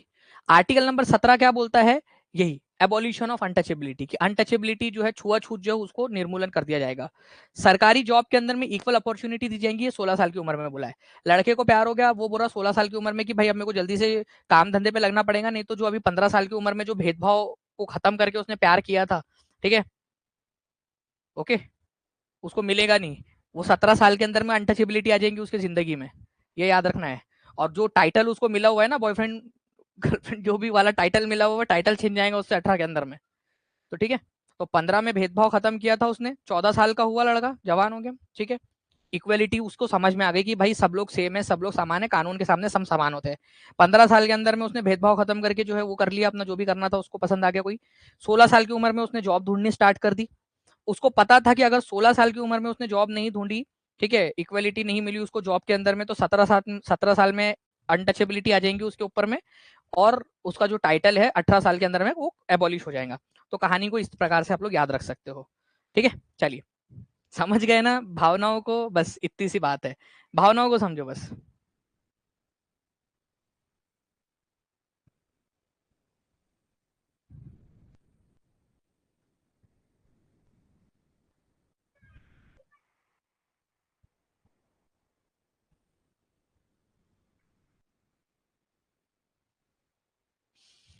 नेक्स्ट क्वेश्चन की तरफ में आगे बढ़ते हैं। भारतीय संविधान की अस्पृश्यता वाला हो गया। नेक्स्ट क्वेश्चन की तरफ में, नेक्स्ट पॉइंट की तरफ में आगे बढ़ने से पहले फ्रेंड्स, ये आर्टिकल नंबर 18 का मैं आपको बताना चाहूंगा यहाँ पर, मैं ध्यान से देखिए आप लोग। आर्टिकल नंबर 18 का ध्यान से समझना आप लोग। देखिए, आर्टिकल नंबर 18 जो है ये उपाधियों का अंत करता है, लेकिन जो एकेडमिक आप लोगों की उपाधियां होती है, ठीक है, एकेडमिक उपाधियां, उनको ये एक्सेप्शन देता है, ठीक है, एकेडमिक डिस्टिंक्शन, जैसे कि सर, मैडम, ठीक है, जो एकेडमिक जो डिस्टिंक्शन होते हैं आप लोगों के, एकेडमिक डिस्टिंक्शन होते हैं, उनको उनको देता है। शैक्षणिक जो आप लोगों की आप लोग अचीव करते हो, डॉक्टर, आप लोग एकेडमिक करके आपने पीएचडी कर ली तो आपको डॉक्टर बनते हैं, ठीक है, वो सब आप लोगों को उसको अलाउ करता है, वो यूज कर सकते हो। मिलिट्री, जनरल, मेजर, ठीक है, लेफ्टिनेंट जनरल, ये सारी की सारी जो उपाधियां है वो चलती रहेंगी आप लोगों की। तो एकेडमिक डिस्टिंक्शन या एकेडमिक जो उपाधियां होती है और जो मिलिट्री वाली उपाधियां होती है वो आप यूज कर सकते हो, उसमें रोक टोक नहीं है। इसके अलावा जितनी भी है वो उसको रोक टोक है। इवन भारत रत्न, ठीक है, पद्म विभूषण, पद्म भूषण, ये सब भी एबॉलिश्ड है। आप अपने नाम के आगे लिखते समय नहीं लिख सकते आप, ठीक है, जनरली लिख दिया जाता है, बट ऑफिशियली कहीं पे भी किसी भी पेपर के ऊपर में आप लोग उसको नहीं लिख सकते अपने सर्टिफिकेट्स के ऊपर में, ठीक है, ये याद रखना है आप लोगों ने। सर्टिफिकेट्स के ऊपर में कहीं पे भी इसको लिखा नहीं जाता है, ये याद रखना है। हम लोग न्यूज़पेपर वगैरह के अंदर में जनरली लिख देते हैं, पढ़ लेते हैं, भारत रत्न वगैरह आर्टिकल नंबर 18 के तहत उपाधि एक्सेप्शनल उपाधि के अंदर में नहीं आता। ये सुप्रीम कोर्ट का क्लियर कट ऑर्डर है, ठीक है, ये याद रखना है आप लोगों ने, क्लियर कट ऑर्डर है। तो हम लोगों ने जो पूरा का पूरा देखा था फ्रेंड्स, वो आप लोगों को एक बार रिवाइज करा देता हूँ। क्या देखा हम लोगों ने आर्टिकल नंबर 14 के अंदर में, मेरे साथ साथ में रिवाइज करो आप लोग। बेस्ट इजी वे में समझ आ रहा है sir, love you sir, you are great, thank you Hamshad Alam Karim ji, thank you very much, ठीक है। ध्यान से सुनना मेरी बात को, ठीक है। आर्टिकल नंबर 14 के अंदर में, जी हाँ, कुल 106 लोगों को पद्म विभूषण मिला था 26 तारीख को, 26 जनवरी 25 जनवरी को 2023 23 के अंदर में, वो भी हम लोगों ने पढ़ा था ना। चलो नाउ फ्रेंड्स देखिए यहाँ पर मैं, ध्यान से सुनिए आप लोग। आर्टिकल नंबर 14 के अंदर में आप लोगों का कानून के सामने समानता और कानून के सामने equal protection, equality before law and equal protection of law article number 14 में बोला है। आर्टिकल नंबर 15 में बोला है भेदभाव से बचाओ, भेदभाव नहीं करेंगे आप लोगों के साथ में। तीसरा जो है आप लोगों का 16 के अंदर में बोला है equality in opportunity in public employment, public employment के अंदर में। 17 के अंदर में अगर जॉब नहीं मिली तो अनटचेबिलिटी आ जाएंगी, ठीक है, छूना ना, बिल्कुल भी टच भी नहीं करना, मतलब समझ जाओ आप लोग, मतलब याद रखने के लिए जस्ट, ठीक है। अब बड़े हो गए ना, मैं बच्चों को तो पढ़ा नहीं रहा यहाँ पर मैं कि मैं शर्मा शर्मा के पढ़ो, भाई मैं शर्मा गया करके कि यार मैं क्या बोलूं, बड़े लोग हैं यार यहाँ पर, मैं मेरे से ज्यादा बड़े बड़े लोग हैं, शादीशुदा लोग हैं, पता नहीं क्या है। ठीक है चलो आ जाओ इधर में। ओके 16 ये याद रखना है आप लोगों ने। 17 में अनटचेबिलिटी। 18 के अंदर में आप लोगों का टाइटल्स का एबोल्यूशन, ये याद रखेंगे आप लोग, टाइटल का एबोल्यूशन 18 के अंदर में। अब बात करते हैं हम लोग 19 से लेकर 22 के दूसरे वाले परिवार के अंदर में, ठीक है। ऑफलाइन होगा बीपीएससी का ये वाला एग्जाम आप लोगों का, ठीक है। राइट टू फ्रीडम, ठीक है, स्वतंत्रता का अधिकार। ये राइट टू इक्वालिटी था पूरा परिवार, अब ये राइट टू फ्रीडम का, राइट टू फ्रीडम वाला स्वतंत्रता का अधिकार हम लोग पढ़ेंगे अब यहाँ पर में। देखिए फ्रेंड स्वतंत्रता के अधिकार के अंदर में article number 19, article number 20, article number 21, article number 22, ठीक है, ये आते हैं। कितने आर्टिकल्स है आप लोगों के आर्टिकल राइट टू फ्रीडम में, स्वतंत्रता के अधिकार के अंदर में कितने आर्टिकल्स आते हैं, ये बताओ मुझे, मैं जानना चाहता हूँ। बिल्कुल नहीं यहाँ पर भी। सर आप कब शादी करोगे, जब कोई मिल जाएगा तब। हाँ जी सर आपने सारा याद करवा दिया अभी के अभी, हाँ बिल्कुल अभी के अभी याद होना भी चाहिए। Tax economically weaker section certificate क्या होता है। पुष्पा रे जी, जो लोग जिन लोगों की इनकम 8 लाख से कम है, परिवार की इनकम, और जिनके पास खुद का घर नहीं है, ठीक है, खेत नहीं है, वो लोग इकोनॉमिकली वीकर सेक्शन वाला सर्टिफिकेट बना सकते हैं, उन लोगों के लिए 10% आरक्षण है, ठीक है। चलो कितने हैं, 4, सब लोगों का गलत हो गया भाई लोग, तुम लोग तो इसको तो भूल ही गए, आर्टिकल नंबर 21A को, इसको कौन करेगा, ये भी तो आर्टिकल है आप लोगों का। 4 वालों तुमको जनता कभी माफ नहीं करेंगी। 19, 20, 21, 21A जो जोड़ा गया था आप लोगों का, ठीक है, वो और फिर 22 ऐसे करना है, ठीक है, ऐसे याद रखना। तो टोटल कितने हैं राइट टू फ्रीडम के अंदर, पता चले वही सवाल पूछे राइट टू फ्रीडम के अंदर में कितने आर्टिकल है, लो 4, 19 से 22 तक के। आर्टिकल नंबर 21A भी है, वो भी याद करेंगे अपन लोग, ठीक है। चलो नाउ फ्रेंड्स आर्टिकल नंबर 19 की मैं बात करता हूँ सबसे पहले, इसको खूब में लेते हैं पहले, आजा भाई। आर्टिकल नंबर 19 अपने आप में ही बहुत बड़ा है, ठीक है, जी हाँ शर्मा जी, अपने आप में बहुत बड़ा है आर्टिकल नंबर 19। आर्टिकल नंबर 19 जो है, ठीक है, वो राइट टू फ्रीडम के अंदर में आता है, ठीक है, बट इसके खुद के 6 बच्चे हो रखे हैं, 6 है इसके अंदर में, ठीक है। ये बोलता है कुछ फ्रीडम देता है आप लोगों को, ठीक है, कुछ फ्रीडम देता है आपको, बोलता है कि भाई आपको फ्रीडम है बोलने की और अपने आप को एक्सप्रेस करने की, अभिव्यक्ति और वाक की स्वतंत्रता है, अभिव्यक्ति की स्वतंत्रता और बोलने की स्वतंत्रता। अब बोलना भी मतलब कुछ भी बोलते रहो ऐसा वाला नहीं, बोलने की स्वतंत्रता का मतलब यहाँ पर में ये है कि भाई आप अपनी बात शालीनता के साथ में रख सकते हो, ठीक है। चलिए तो स्पीच और एक्सप्रेशन की स्वतंत्रता आपको आर्टिकल नंबर 19(1) के अंदर में, ए नहीं बोलना उसको, वो ए बोल, अगर 19A बोलोगे ना आप लोग तो वो एक अलग आर्टिकल बन जाएगा, 19 आपको 1 बोलना है यहाँ पर में, ठीक है, 19(1) बोलना है आप लोगों ने, ठीक है, 19(1), 19(1) के अंदर में, 19(1) के अंदर में दिया हुआ है right to freedom of speech and expression. Article number 19(2) में दिया हुआ है कि आप कहीं पे भी पीसफुली असेंबल हो सकते हो, हाँ बस वो कट्टा उट्टा मत लेके आना यहाँ पर में, ठीक है, देसी कट्टा चाकू खुपची वगैरह लेकर आ रहे हो पता चले यहाँ पर में आप लोग, ठीक है, तो ये नहीं करना आप लोगों ने क्या करना है यहाँ पर में, आप लोगों ने जो है राइट टू असेंबल पीसफुली, और पीसफुली असेंबल होने का अधिकार आप लोगों को यहाँ पर में दिया गया है, ठीक है, आर्टिकल नंबर 19 पार्ट 2 के अंदर में। आर्टिकल नंबर 19 पार्ट 3 की बात करूं अगर आप लोगों से, तो you can form the associations and unions, संघ बनाने का अधिकार आप लोगों को यहाँ पर में दिया गया है, संघ बनाने का अधिकार, ठीक है, संघ बनाने का अधिकार।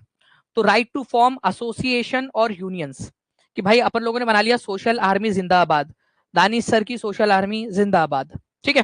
चलिए तो अपन लोगों ने कोई संघ बना लिया, अपन लोगों का अपन ने कोई ग्रुप बना लिया, ये बनाने के अधिकार है आप लोगों को।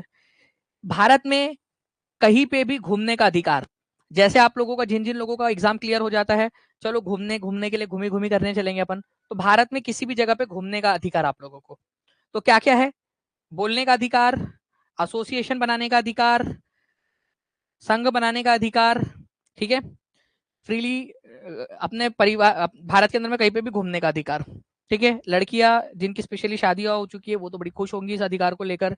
बोलने का अधिकार है, फंडामेंटल राइट, ठीक है। भारत में कहीं पे भी घूमने का अधिकार है तो लेकर चलो घूमने के लिए, ठीक है। तो ये अधिकार तो मतलब आप बोल सकते हो कि भाई ये तो हमारा फंडामेंटल राइट है करके। चलिए चलो, संघ बनाने का अधिकार भी आप लोगों को, ठीक है, किटी पार्टी कर लो, भारत में कहीं पे भी घूमते रहो। भारत में कहीं पे भी जाके बसने का भी अधिकार है आपको, रिसाइड होने का, कहीं पे भी जाके भारत के किसी भी भारत के इलाके के अंदर में सेटल डाउन होने का अधिकार है आप लोगों को। ओके, तो भारत के किसी भी पार्ट के अंदर में आप जाके सेटल डाउन हो सकते हो, ये याद रखना है आप लोगों ने। कोई भी बिजनेस या ट्रेड को आप शुरू कर सकते हो अपने मनमर्जी का, ठीक है, भारत के अंदर में। बट पता चले कि आप जो है यहाँ पर में चरस और गांजा बेच रहे हो, ऐसा मत करना भाई लोग। जो लीगली अलाउड है वही वाला बिजनेस, ठीक है, इसमें रेस्ट्रिक्शन है, ये याद रखना है आप लोगों ने। ओके, भारत में कहीं पे भी जाकर रह सकते हो, अंडमान निकोबार में जाकर पानीपुरी का ठेला लगा लो, कोई आपको कुछ नहीं बोलने वाला है, ठीक है। कहीं पे भी जाके ट्रेवल कर लो भारत के अंदर में, कुछ नहीं बोलने वाला है। एसोसिएशन बना लो, पीसफुल जो है यहाँ पर में हड़ताल असेंबली करना है, इकट्ठा होना है, गेट टुगेदर करना है, कर लो, कोई आप लोगों को नहीं बोलने वाला। और बोलने का अधिकार है, बोलने के अधिकार के अंदर में ही फ्रेंड्स, इसमें ही फ्रीडम ऑफ प्रेस भी आ गया आप लोगों का, freedom of press, freedom of press, ठीक है। प्लीज इसको याद करिए आप लोग, मैं आपको जितना इजीएस्ट वे में समझा सकता हूँ ना, मैं सारी की सारी चीजें जो है, ठीक है, समझाने की कोशिश करो आप लोगों को, एकदम ध्यान से समझिए। फ्रीडम ऑफ प्रेस, ठीक है, फ्रीडम ऑफ प्रेस, जो आपकी मीडिया है या प्रेस है उसकी स्वतंत्रता का अधिकार कहीं पे अलग से नहीं लिखा है।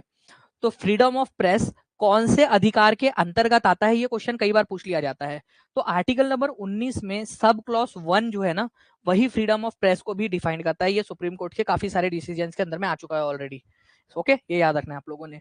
तो article number 19, right to freedom of speech and expression, इसी के अंदर को आप अपने आप समझ लो, ठीक है, अपने आप समझ लो, ठीक है। जब आप लड़की से पूछते हो कि बता दे रही हाँ या ना है, वो शर्मा के हंस के चली जाती है कि समझ लेना करके, बस वैसी वाली बात है। Freedom of speech and expression उसमें अपने आप समझ लो, बोला सुप्रीम कोर्ट की, इसमें बोलने की जरूरत ही नहीं, लिखने की भी जरूरत नहीं है। फ्रीडम ऑफ प्रेस उसके अंदर में है ही है, बस ऐसी समझ लो वाला बात है। इट शुड गो विदाउट से, इसको मतलब अगर मैं प्रॉपर इंग्लिश में बताऊं आपको तो ऐसा कहा जाता है, इट शुड गो विदाउट से, ऐसा बोलते हैं उसको, कि बिना लिखे ही वो समझ जाने वाली बात है कि फ्रीडम ऑफ प्रेस इसके अंदर में आता है। नाउ अब जो है फ्रेंड्स, ये वाली जो चीजें हैं आपकी आर्टिकल नंबर 19 एक बहुत ही इंपॉर्टेंट जो है, ठीक है।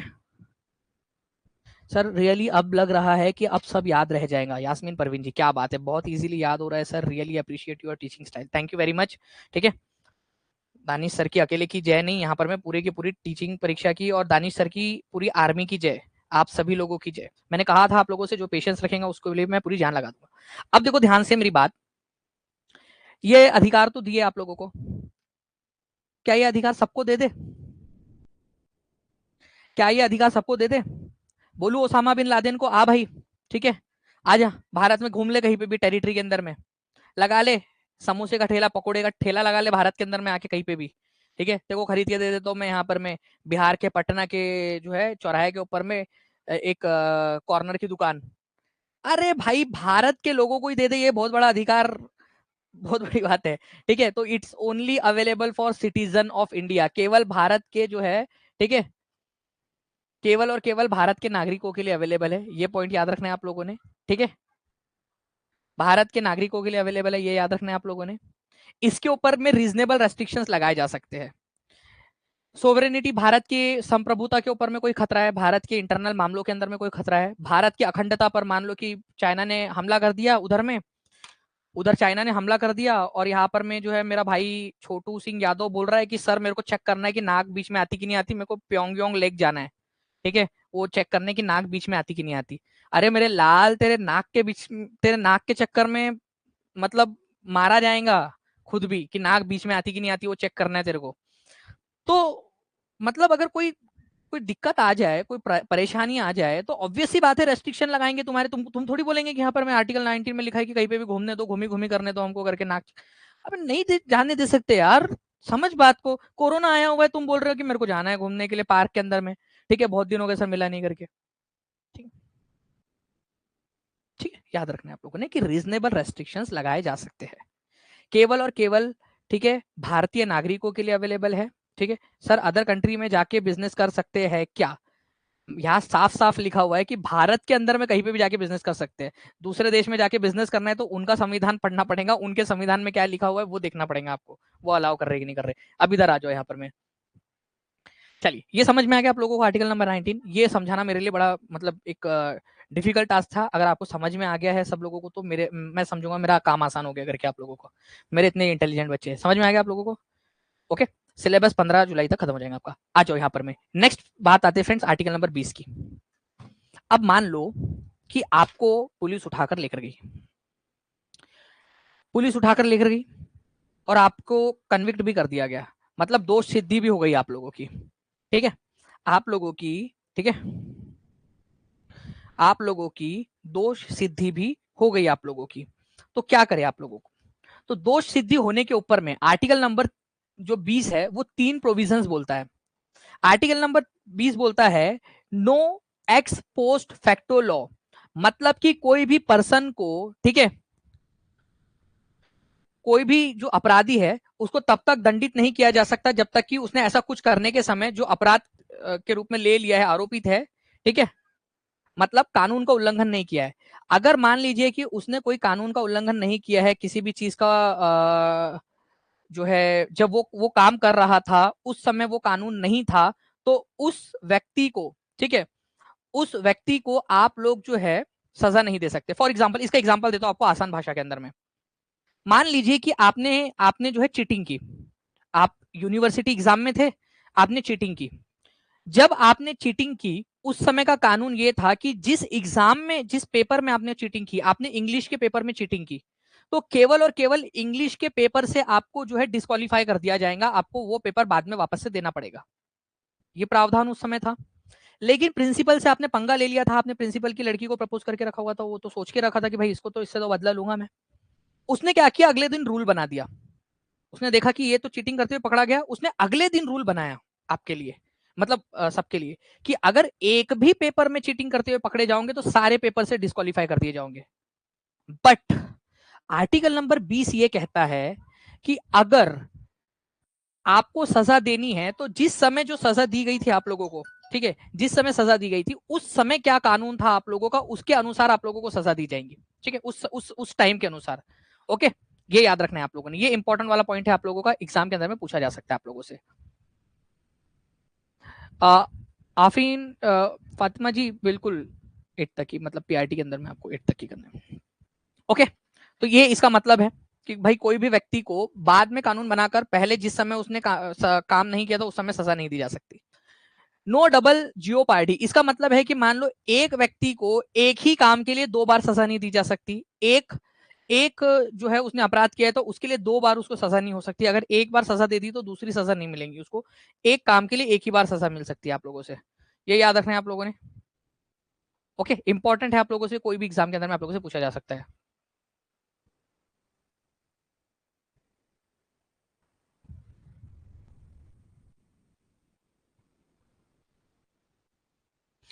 उसके बाद में है नो सेल्फ इंक्रिमिनेशन। जी हाँ जी भाई लोग, आज मैं एक्सेप्ट करता हूं, ठीक है, आज मैं एक्सेप्ट करता हूं कि अलाउद्दीन खिलजी की हत्या मैंने की थी, मैंने मारा था, मैंने उसको जहर दिया था, ठीक है, वो अपने आप नहीं मरा, मैंने मैंने उसको मारा था, ठीक है, मेरे को फांसी पे लटका दो। मैं बोल रहा हूं मैंने मारा था। अरे लेकिन सर आप तो उस समय पैदा, अरे मैंने बोल रहा हूं मैंने मारा था करके उसको, ठीक है, तो ये अलाउड नहीं है। मतलब आप खुद के खिलाफ गवाही नहीं दे सकते, नो सेल्फ इंक्रिमिनेशन, ठीक है, तो आप खुद के खिलाफ गवाही नहीं दे सकते। अगर आप कल जाके बैठ भी जाते हो पुलिस स्टेशन के अंदर में, जी मैंने जो है वो कत्ल करके आया हूँ, ठीक है, मैंने जो है लाश नाली में फेंक दी है, अब ढूंढ सके तो ढूंढ लो, मेरे को फांसी पे लटकाओ, मेरे को नहीं पता, मेरे को फांसी पे लटकाओ करके तुम, मेरे को नहीं पता, मेरे को नहीं जीना है यहाँ पर। मैं एक तो बीपीएससी वाले बता नहीं रहे फिर ठीक से कि क्या सिलेबस देंगे, क्या करेंगे, क्या नहीं करेंगे, 5 ऑप्शन होंगे, 10 ऑप्शन होंगे, बता नहीं रहे, मेरे को नहीं पता, मैंने खून किया, मेरे को लटका दो। तो इसका मतलब क्या है कि वो लटका देंगे आपको? नहीं, वो चेक करेंगे कि सच में आपने किया है कि नहीं किया है। तो नो सेल्फ इंक्रिमिनेशन, मतलब कि आप जो है यहाँ पर में दोहरे दंड से बचते हो, साथ ही साथ आप जो है खुद के आत्म उत्पीड़न से संरक्षण आपको दिया जाता है। आप खुद के खिलाफ गवाही नहीं दे सकते, ठीक है, स्वयं के खिलाफ आप गवाही नहीं दे सकते। तो आर्टिकल नंबर 20 बहुत डिफिकल्ट लगता है काफी सारे लोगों को, बट आप लोगों को आसान लगेगा। ये जो है फ्रेंड्स क्या बोलता है आपका, ठीक है, कि भाई आप कन्विक्शन प्रोटेक्शन आपको दिया गया है दोष सिद्धि के संबंध में। अगर आपने दोष किया भी है अगर, तो भी आपके पास में जो है कुछ आपके लिए संरक्षण है। पहली बात, आपको कोई ऐसे काम के लिए सजा नहीं दी जा सकती जब आपने वो काम किया उस समय में अगर कानून ना हो तो, ठीक है। पता चले यहाँ पर में आप जो है आप जो है वहां पर में रोड के ऊपर में साइड से चल रहे थे, और कल अगले दिन जाके कानून बना दिया गया भाई कि रोड के साइड से चलना भी गुनाह है, और आपको अरेस्ट कर लिया गया, ठीक है। जो आत्मसमर्पण करते हैं उन लोगों के खिलाफ भी पुलिस जांच करती है। जांच में पाया जाता है कि आपने आत्मसमर्पण किया है, वो जो काम आपने किया सच में किया है क्या, तभी सजा होती है। नहीं तो जाके आत्मसमर्पण कर दो, कुछ नहीं होता अगर आपके खिलाफ सबूत नहीं मिलेंगे तो, ठीक है, ये याद रखना है। तो आत्मसमर्पण करना और ये वाली चीज करना अलग चीज है आप लोगों की। उसके बाद में डबल जुए पार्टी नहीं हो सकती, मतलब दोहरा आप लोगों को 2 बार सजा नहीं हो सकती, मतलब आपको जो है दोष सिद्धि से फिर से बचाव मिलता है आप लोगों को। उसके बाद में जो है कि तीसरा वाला आप लोगों का ये है कि सेल्फ इंक्रिमिनेशन, आप अपने खुद के खिलाफ गवाही नहीं दे सकते। आपका वाईटी वीडियो देखकर ऐसा अब लग रहा है कि बीपीएससी कल एग्जाम ले ले, जीएस पोर्शन भी नहीं छूटेगा। रियली थैंक यू सर, चलो बहुत अच्छी बात है अदावत अली जी, ठीक है, ऐसी कॉन्फिडेंस रखो, बिल्कुल नहीं छूटेगा, सब सारा का सारा अच्छे से हो जाएगा आपका। आर्टिकल नंबर 21, ये तो बहुत ही बढ़िया है, बहुत सिंपल सा है। जीवन का अधिकार, भाई हर किसी को जीवन का अधिकार है, ठीक है, प्राण एवं दैहिक स्वतंत्रता, protection of life and personal liberty, ठीक है। आर्टिकल नंबर 21, आर्टिकल नंबर 21, जितने भी सिटीजन्स आप लोगों के यहाँ पर में है भारत के, उनको और फॉरेनर्स को सभी को जीवन का अधिकार है। तो आर्टिकल नंबर 21 भारत के लोगों को भी है आप लोगों का, ठीक है, भारत के लोगों को भी है, और भारत के बाहर के लोगों को भी है, ये भी याद रखना है आप लोगों ने। भारत के बाहर के लोग मतलब विदेशी लोगों को भी है। इसी वजह से आप लोगों ने देखा होगा फ्रेंड्स कि जीवन के अधिकार के तहत ही, जब तक के कोई कानूनी प्रक्रिया ना हो जाए, जब तक आपको कोर्ट सजा ना सुना दे मौत की, तब तक आपको जीवन जीने का अधिकार है। और इसी वजह से आप लोगों ने देखा होगा कि अजमल आमिर कसाब, जिसने इतने लोगों की हत्या की थी, उसको भी जीवन का अधिकार था, और जब तक कोर्ट ने सजा नहीं सुनाई तब तक उसको हमने फांसी पे नहीं लटकाया, नहीं तो अदरवाइज उसी दिन उसको हम फांसी पे लटका सकते थे। बट हमारे देश के संविधान के अंदर में ही आर्टिकल नंबर 21 में लिखा हुआ है, चाहे भारत का नागरिक हो चाहे फॉरेनर हो, कोई फर्क नहीं पड़ता, सबको जीवन जीने का अधिकार है यहाँ पर में। ओके, चलिए। इसके अलावा जो है फ्रेंड्स मैं आप लोगों को बता दूं कि ऐसी सारी चीजें जो आपके जीवन के लिए जरूरी होती है, जैसे कि आपको जिंदा रहने के लिए तेरी कसम, ठीक है, खाना जरूरी है सनम, काम धंधा जरूरी है सनम, ठीक है, अच्छा इन्वायरमेंट जरूरी है, आप लोगों को एजुकेशन जरूरी है, ठीक है, छत जरूरी है, मेडिकल केयर जरूरी है आप लोगों को, ओके, और साफ पानी जरूरी है आप लोगों को। तो जितनी भी चीजें आप लोगों की, ठीक है, जितनी भी जरूरी ऐसी चीजें हैं, इवन आजकल तो प्राइवेसी भी जरूरी है। नहीं तो पता चले कि आपका चैट अगर कोई पढ़ ले ना, आपकी व्हाट्सएप की चैट पढ़ ले आपकी, ठीक है, तो मम्मी इतना धुलाई करेंगी, इतना धुलाई करेंगी, ठीक है, कि बेटा ये मेरी इतनी सारी बहुएं कैसे आई, तेरे को अलाउड नहीं है, तेरे को पता है ना कि तेरे को अलाउड नहीं है करके, तेरे को 4, ठीक है, यहाँ तूने 8 कैसे रखी है करके, यहाँ पर में इतनी सारी असो, ठीक है। तो मतलब बेसिकली प्राइवेसी भी जरूरी है कभी कभी जिंदा रहने के लिए। तो प्राइवेसी, राइट टू प्रिवेसी, निजता का अधिकार जिसको बोला जाता है। तो निजता जो है फ्रेंड्स, ये याद रखना है आप लोगों ने, निजता आप लोगों का राइट टू लाइफ के अंदर में आता है, जीवन के अधिकार के अंदर में आता है, ठीक है। चलो, तो ये याद रखेंगे आप लोग। काफी लंबी चौड़ी लिस्ट है, आपको पूरी याद नहीं करनी है, जस्ट मैं बता रहा हूँ आप लोगों को कि भाई जितनी भी चीजें आप लोगों की जीवन के लिए जरूरी है, जैसे आपको काम धंधा जरूरी है, आपको काम नहीं मिलेगा आप लोगों को तो आप खाओगे कैसे, कमाओगे कैसे, हेल्थ नहीं मिलेंगी तो कैसे करोगे, साफ हवा नहीं रहेंगी तो कैसे जियोगे आप लोग अच्छा जीवन, एजुकेशन, ठीक है, जरूरी है आप लोगों के लिए। उसके अलावा जो है आप लोगों को मेडिकल एड की जरूरत पड़ती है, कभी भी अगर मान लीजिए चोट लग जाए, कुछ हो जाए, तो ये सारी चीजें जो है फ्रेंड जिंदगी के लिए जरूरी है। तो ये सारा आर्टिकल नंबर 21 के अंदर में आ जाता है जीवन के इसमें। अब मैं आप लोगों को बता दूं, राइट टू प्राइवेसी, एक क्वेश्चन आया था, राइट टू प्राइवेसी जो है निजता का अधिकार किस अनुच्छेद के अंदर आता है। सिंपल सी बात है, ये क्वेश्चन एग्जाम का है, राइट टू प्राइवेसी किसके अंदर में आता है। तो right to internet, right to internet भी होना चाहिए सर, आगे में जाके होगा, अभी फिलहाल में तो काफी सारी जगह पे इंटरनेट मौजूद नहीं है, लेकिन आगे में होगा। राइट टू प्राइवेसी जो है आर्टिकल नंबर 21 का पार्ट है, ये याद रखना है आप लोगों ने, ठीक है, आर्टिकल नंबर 21 का, ये भी याद रखोगे आप लोग। ओके, अब देखिए जो है आप लोगों को नेक्स्ट पॉइंट की तरफ मैं लेकर चलना चाहूंगा। हम लोगों ने सोचा कि भाई अच्छा जीवन जीने के लिए बहुत सारी चीजों की जरूरत होती है, बट क्या कि केवल जीवन जीना है? अच्छा जीवन जीना है, और अच्छा जीवन जीने के लिए एजुकेशन भी जरूरी है, शिक्षा जरूरी है। तो हमने क्या किया, हमने जो है फ्रेंड्स आर्टिकल नंबर 21 के जस्ट बाद में, आर्टिकल नंबर 21 के जस्ट बाद में एक आर्टिकल और जोड़ दिया, 21A। ठीक है, हम चाहते तो इसको कहीं और भी जोड़ सकते थे, बट हमने आर्टिकल नंबर 21 के साथ में ही क्यों जोड़ा 21A को? क्योंकि ये जिंदगी से रिलेटेड है। अच्छा जीवन जीने के लिए आप लोगों को जो है क्या होता है, एजुकेशन की जरूरत होती है। तो 86वां संविधान संशोधन 86 कॉन्स्टिट्यूशनल अमेंडमेंट एक्ट 2002, ठीक है, अटल बिहारी वाजपेयी उस समय में सरकार में थे। इन्होंने क्या किया, इन्होंने जो है फ्रेंड्स एक कानून पारित करवाया, एक संविधान संशोधन किया बेसिकली। आर्टिकल नंबर 21A जोड़ा। इसमें यह बोला गया कि 6 से 14 साल तक के जितने भी बच्चे हैं उनको सरकार की जिम्मेदारी है कि उनको क्या होगा, उनको मुफ्त और कंपलसरी एजुकेशन दे, मुफ्त और कंपलसरी, ठीक है, एजुकेशन उनको दिया जाए, मुफ्त और अनिवार्य शिक्षा प्रदान की जाए 6 से 14 साल तक के बच्चों को। ये याद रखना है आप लोगों ने। सरकार ने 2002 में 21A केवल जोड़ा था। इसको लागू कब किया गया पता है आपको? करीब करीब 8 साल बाद 1 अप्रैल 2010 को इसको लागू किया गया। ठीक है, ये याद रखना है आप लोगों ने। राइट टू एजुकेशन जो है वो इसको लागू, देखो ऐसा जरूरी नहीं है फ्रेंड्स, ठीक है, ऐसा जरूरी नहीं है कि संविधान में जोड़ दिया तो अपने आप लागू हो जाता है। संविधान में लिखकर हम ये भी बोल सकते हैं कि इस पर कानून बनाया जाएगा और कानून बनाकर उस पर उसको लागू करेंगे। तो आर्टिकल नंबर 21A में बोला गया कि अधिकार है बच्चों का कि 6 से 14 साल तक के जो बच्चे हैं उनको फ्री और कंपलसरी एजुकेशन मिलेगा। लेकिन ये कब से लागू होगा वो सरकार डिसाइड करेगी। तो 2009 में, ठीक है, आपको पता है आरटीई एक्ट आया था, राइट टू एजुकेशन एक्ट 2009, ठीक है, आरटीई एक्ट 2009। अब ये जो आरटीई एक्ट 2009 है ये बेसिकली लागू हुआ था 1 अप्रैल 2010 को, ठीक है, तो ये भी पॉइंट आप लोग याद रखोगे। तो article number 21A। Article number 22 के अंदर में ये बोलता है कि भाई आप लोगों को अरेस्ट कर लिया गया, अभी दोष सिद्धि नहीं हुई है, केवल अरेस्ट किया गया है या डिटेन कर लिया गया, उठा के आपको पुलिस ने अपनी कस्टडी में ले लिया है, ठीक है, तो आपको क्या अधिकार है? सबसे पहली बात, जब भी आप लोगों को अरेस्ट किया जाता है या कस्टडी में लिया जाता है, आपको यह अधिकार है जानने का कि भाई क्यों, वाई, काइकू, क्यों ले जा रहे हो मेरे को, क्यों ले जा रहे हो उठा के, तो आपको ये जानने का अधिकार है, ठीक है। उसको जो है informed, right to be informed, ये आर्टिकल नंबर 22 बोलता है आप लोगों को, ठीक है, ये याद रखना है आप लोगों ने, right to be informed article number 22 में दिया गया है आपको जब अरेस्ट करने आएंगे तब, ठीक है।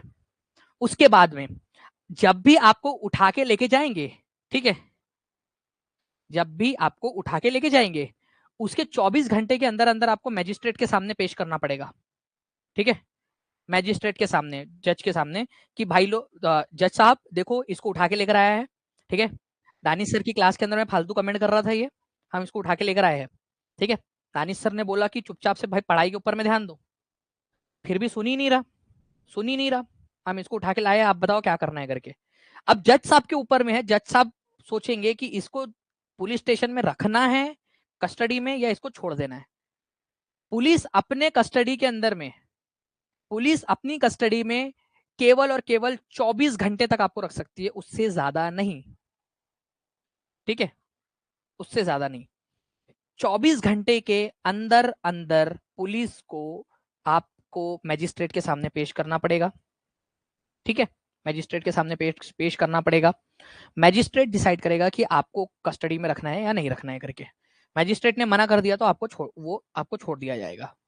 कई बार क्या होता है, प्रिवेंटिव डिटेंशन, मान लीजिए कि कभी कभी क्या होता है ना, अपने को पता होता है कि यहाँ पर में कोई तो भी एक बच्चा है, ठीक है, वो हर क्लास के अंदर में आके भसड़ मचाता है, हर क्लास के अंदर में आके copy paste copy paste copy paste करता है। तो अपन क्या करेंगे, जैसी क्लास में आएंगे सबसे पहले आके उसको ब्लॉक कर देंगे, भाई इसको ब्लॉक कर दो। इसको बोला जाता है प्रिवेंटिव डिटेंशन। मान लो ऐसे फिलहाल फिलहाल के लिए कि मान लो कि कोई बड़ा इवेंट होने वाला है, 26 जनवरी 15 अगस्त या कोई बड़ा इवेंट होने वाला है, जितने भी गुंडे बदमाश है सबको पकड़ो और इसको डाल दो जेल में, कि भाई कोई ये दंगा फसाद कर ही ना पाए करके, ठीक है, दंगा फसाद कर ना पाए, उसको बोला जाता है प्रिवेंटिव डिटेंशन। अनिल कुमार, आपके जो सवाल है ना उसके ऊपर में तो मैं वारी वारी जावा ठीक है, इतना प्यारा और इतना सुंदर सवाल आपने जो पूछा है, मतलब लिटरली दिल भराया मेरा। कि सर आप जितना पढ़ा रहे हो उतना ही पढ़ना है ना। ऑब्वियस सी बात है भाई, ऑब्वियस सी बात है। क्या कर रहा हूँ मैं यहाँ पर, मैं खड़े खड़े क्या कर रहा हूँ मैं? सर मेरा पेपर तो क्लियर हो जाएगा ना। अरे भाई पढ़ेगा तो क्लियर हो जाएगा, नहीं पढ़ेगा तो नहीं होगा। सर आप सिलेबस तो कंप्लीट कर दोगे ना, नहीं भाई, यहाँ मैं तो, मेरी भी तो वो है ना रिस्पॉन्सिबिलिटी। तो वो पूछेगा तभी क्लियर होगा, तभी सिलेबस कंप्लीट होगा, ऐसा है। नहीं भी पूछेगा तो भी करूंगा ही कंप्लीट। तुम्हारी पहली एग्जाम हो सकती है यार, मैं कितने दिन में 10 जगह पढ़ाना पड़ता है, ठीक है? अलग ही है यार। चलो, अगर आप लोगों को मान लो प्रिवेंटिव डिटेंशन में डाल भी दिया जाता है तो आर्टिकल नंबर 22 के अनुसार ये आपका 3 महीने से ज्यादा नहीं हो सकता। मान लो कि रितु कुमारी जो है, ठीक है, रितु कुमारी को मेरे को प्रिवेंटिव डिटेंशन नहीं यार, लड़के को ढूंढना पड़ेगा सर, कद लड़का का है।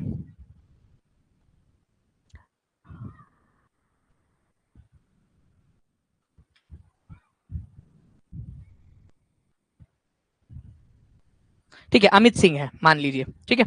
अपन ने क्या किया, इनको प्रिवेंटिव डिटेंशन के अंदर में डाल दिया, ठीक है। उनके कमेंट्स के कारण उनको प्रिवेंटिव डिटेंशन के अंदर में डाल दिया हम लोगों ने। अब प्रिवेंटिव डिटेंशन के अंदर में हम लोगों ने डाल दिया, तो कितने देर तक रख सकते हैं हम उनको प्रिवेंटिव डिटेंशन के अंदर में? 3 महीने तक रख सकते हैं, ठीक है। अनलेस एंड अनटिल की एडवाइजरी बोर्ड एक बिठाया जाए और वो बोले कि नहीं इसको और ज्यादा जेल में रखने की जरूरत है।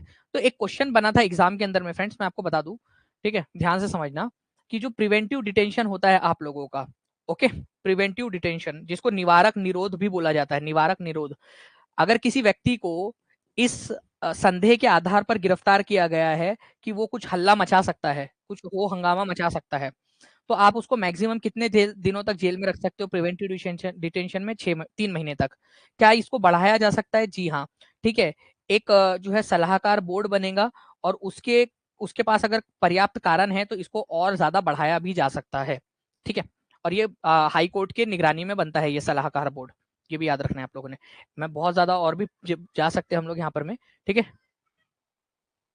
सर जब सब एक साथ पढ़ रहे हैं तो जेंडर बायस कैसा? ठीक है दीक्षा पांडे जी, मैं आपको भी ब्लॉक कर देता हूँ, उसको ब्लॉक किया है मैंने, इस वजह से मैंने बोला था। चलो जी भाई, देखो दीक्षा पांडे ने खुद ने बोला है, मैं इसी वजह से ब्लॉक कर रहा हूँ, हाँ, ठीक है।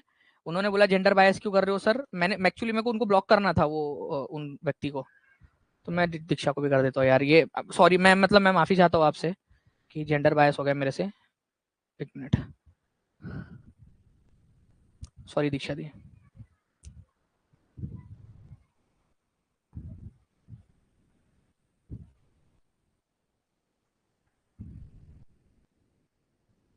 ठीक है, डन, खुश अभी।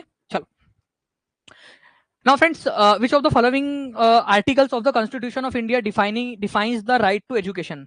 right to education जो है आपका बताना है आप लोगों ने, ठीक है। राइट टू एजुकेशन आप लोगों का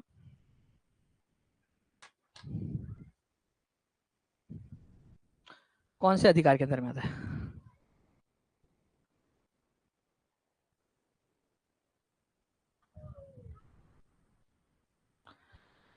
79 and 100 आर गुड स्कोर। बताइए, आर्टिकल नंबर 29, 21A। एक चीज याद रखना आप लोग, आर्टिकल नंबर 21A जो है ना, इसको 21 क भी लिखा जा सकता है हिंदी के अंदर में। तो ये क का मतलब, इसमें कंफ्यूज नहीं होना है आप लोगों ने, क is same, okay. Right to education become a fundamental right on, fundamental right कब बना था ये? ठीक, तो आंसर जो है आप लोगों का होगा ऑप्शन नंबर बी, ठीक। 1 अप्रैल को आरटीई एक्ट बना था 2009 के अंदर में, ये भी याद रखेंगे आप सभी लोग, ठीक है। इंपॉर्टेंट पॉइंट है आप लोगों का। आपको बताना विच of the articles can not be suspended even during the emergency. तो आर्टिकल नंबर 20 और 21 जो है ना फ्रेंड्स, इसको आप लोग कभी भी सस्पेंड नहीं कर सकते, अनुच्छेद 20 और 21 को। आर्टिकल नंबर 20 के अंदर में जो है आप लोगों को कुछ अधिकार दिए गए हैं जब आपके ऊपर में केस हो जाता है, ठीक है। तो वो जो केस हो जाता है ना आप लोगों के ऊपर में, तब भी आपके पास में जो कुछ अधिकार बचते हैं कि डबल सजा नहीं दी जा सकती आपको, वगैरह वगैरह, ठीक है। वो सारी की सारी चीजें जो है ये इसके अंदर में दी है आप लोगों की। उसके बाद में जो है फ्रेंड्स आर्टिकल नंबर 21 जो है आप लोगों को ये